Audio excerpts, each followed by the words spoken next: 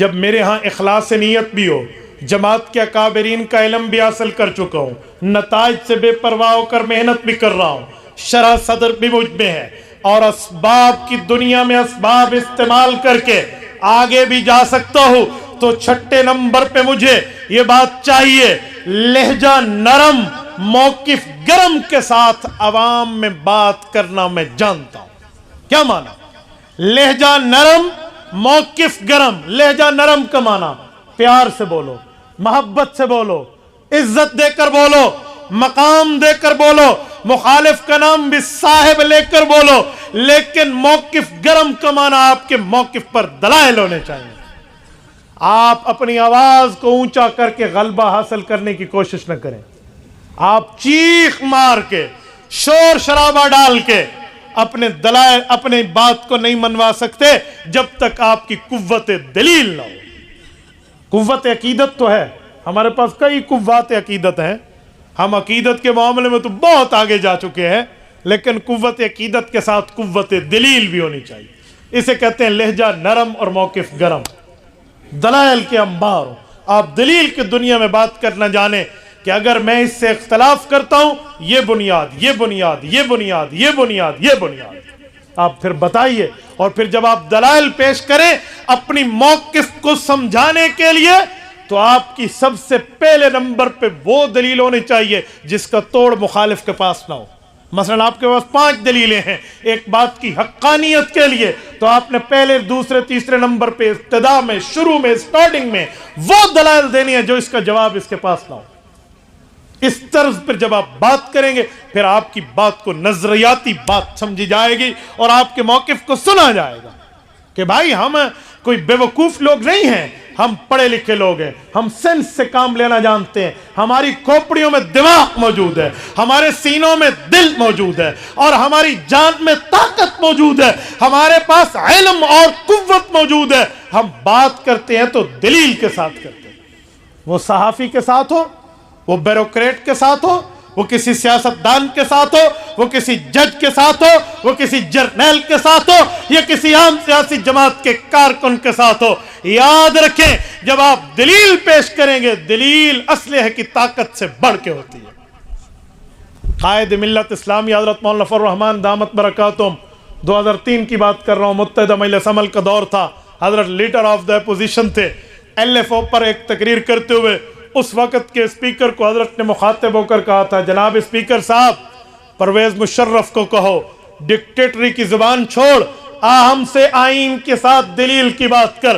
فرمایا میں طاقت کو دلیل تسلیم کرنے سے انکار کرتا ہوں، دلیل دلیل ہوتی ہے، آؤ دلائل کے ساتھ ہم سے بات کرو۔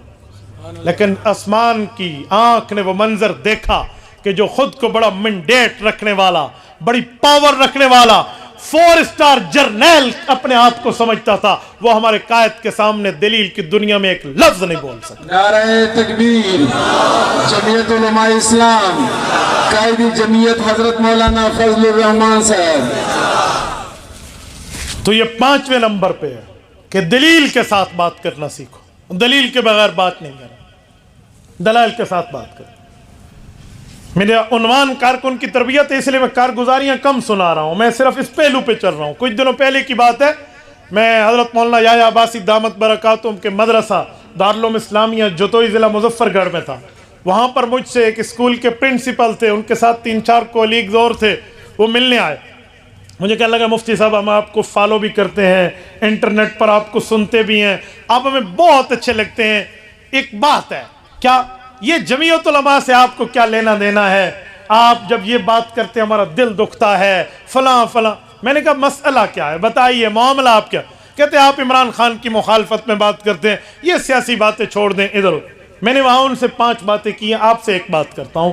میں نے ان 5 باتوں کے بعد یقین مانیے، ہائی کوالیفائڈ لوگ تھے، ایک پروفیسر تھا، ایک پرنسپل تھا اسکول کا، 18-19 گریڈ کے آدمی تھے، لیکن ایک مولوی کے سامنے ان کی زبانیں ایسے بند ہوئی جیسے بند ہونے کا حق تھا۔ وہ اٹھتے ہوئے یہ لفظ بولے کہ واقعی ہمارے پاس جواب نہیں ہے، ٹھیک ہے ہم اپنی فی الحال جماعت نہیں چھوڑتے، لیکن اس نتیجے پر آ گئے ہیں کہ دلائل آپ کے پاس بھی ہیں۔ میں نے انہیں کہا کہ جب آپ کے پاس دلیل کا جواب نہیں ہے تو پھر چھوڑ دو نا۔ نہیں، ہم تھوڑی کوشش کریں گے۔ میں نے کہا چلو آپ کر لیں۔ وہ بات کیا تھی؟ وہ بات یہ تھی، وہ کہنا ہمیں یہ چاہتے تھے کہ یار اس نے ریاست مدینہ بنائی ہے، آپ ان حکمرانوں کی، سابق حکمرانوں کی تائیدیں تو کرتے ہیں جو ریاست مدینہ کا نام نہیں لیتے، یہ ریاست مدینہ کا نام لیتا ہے۔ جب یہ ریاست مدینہ کی بات کر رہا تھا، وہ مولوی دیکھیں، وہ عالم دیکھیں، وہ بندہ، دو چار مثالیں دی، یہ ان کے ساتھ ہو گئے۔ تو مولانا کو چاہیے تھا، واقعی اگر آپ دیندار ہیں تو آپ اس کے پاس آ کے بیٹھ جاتے کہ شاباش، آپ نے مدینہ کی ریاست کی بات کی ہے تو آپ کو اس جملے میں تو ساتھ دینا چاہیے تھا نا۔ میں نے کہا جی آپ نے بات پوری فرما لی ہے یا کچھ اور رہتا ہے؟ کہتے جی ہم نے بات پوری کر لی ہے، مزید کچھ کہنے کی ضرورت نہیں ہے۔ میں نے کہا پھر اب جگر سنبھال کے بیٹھنا، اب میری باری آئی ہے۔ ادھر آ ستمگر ہنر آزمائیں، تو تیر آزما ہم جگر آزمائیں۔ میں نے کہا اب میں بات کروں۔ کہتے جی، میں نے کہا قرآن کریم کہتا ہے اَأَنذَرْتَهُمْ أَمْ لَمْ تُنذِرْهُمْ لَا يُؤْمِنُونَ۔ میں نے کہا آپ پروفیسر صاحب ہیں، آپ ترجمہ جانتے ہوں گے، یا قرآن کریم کا ترجمہ اٹھاتے ہیں، ذرا اس لفظ کا مطلب مجھے سمجھا دیں۔ ایک ان میں ایم اسلامیات تھا، انہوں نے کہا جی بالکل، اَأَنذَرْتَهُمْ أَمْ لَمْ تُنذِرْهُمْ لَا يُؤْمِنُونَ۔ قرآن کہتے ہیں نبی پاک کچھ آپ کے مخالف ایسے ہیں جن کو آپ سمجھائیں، آخرت سے ڈرائیں یا نہ ڈرائیں نہ سمجھائیں، وہ پھر بھی نہیں مانیں گے۔ میں نے کہا یہ کیا مطلب؟ ایسے بھی کوئی ہیں کہ جن کی بات کا اعتبار نہیں ہے؟ کہتے ہاں ایسے بھی تھے۔ تو میں نے کہا پتہ چلا وہ جو بھی کہیں تو تجربے والا بندہ، رسول اللہ کو تجربہ ہے نا، اس لیے رب نے منع فرما دیا جی نہیں جانا۔ تو پتہ چلا کچھ لوگ زبان سے کہتے بھی رہیں گے لیکن ان کی روش، ان کا پاسٹ، ان کی ماضی، ان کے اعمال، ان کا کردار اس بات پہ شاہد عدل ہوگا کہ دھوکہ دے رہے ہیں۔ کہتے ہیں اس آیت سے تو یہی سمجھ آتا ہے۔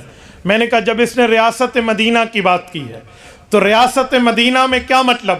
سب سے پہلے بندہ شریعت اپنی جان پر مدینہ کے احکام نافذ کرے، پھر اپنے ازواج پہ نافذ کرے، اپنی اولاد پہ نافذ کرے، اپنے محتاج پہ نافذ کرے، پھر اس کے بعد اپنی جماعت پہ نافذ کر کے ملک میں نفاذ کی بات کرے۔ کہتے جی ہاں۔ میں نے کہا مجھے بتائیں ریاست مدینہ کے احکام میں کوئی ایک حکم بتائیں، ایک حکم بتائیں جو اس نے اپنے 6 فٹ کے جسم پہ نافذ کیا ہو۔ دیدہ باید منٹ لگائے، میں نے کہا پیش کیجئے، بسم اللہ بسم اللہ، ایک پیش کیجئے۔ میں نے کہا خدا کے بندے عمران خان بغیر اٹک کے مجھے پوری نماز سنا دے، میں اس کی تائید کر لوں گا۔ تم کہتے ہو ریاست مدینہ؟ اچھا اس پر تو میں نے اچھی بھلے ایک لیٹر دیا نا ان کو، ہاں بھائی دکھائیں کیا ہے؟ اچھا کچھ بھی نہیں ہے۔ میں نے کہا تھوڑا آگے چلتے ہیں۔ ریاست مدینہ کے مستری صاحب سے میں پوچھتا ہوں، جناب کنسٹرکٹر صاحب، آپ کی اولاد ریاست مدینہ میں کتنے احکام کو فالو کر رہی ہے؟ میں نے کہا میں حیران ہوں، باپ ریاست مدینہ کا مستری بنا ہوا ہے، اولاد زیک گولڈ سمتھ یہودی کے گھر پل رہی ہے۔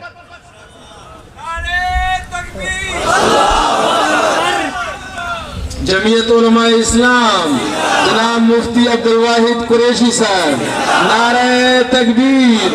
میں نے کہا کیا ریاست مدینہ ہے؟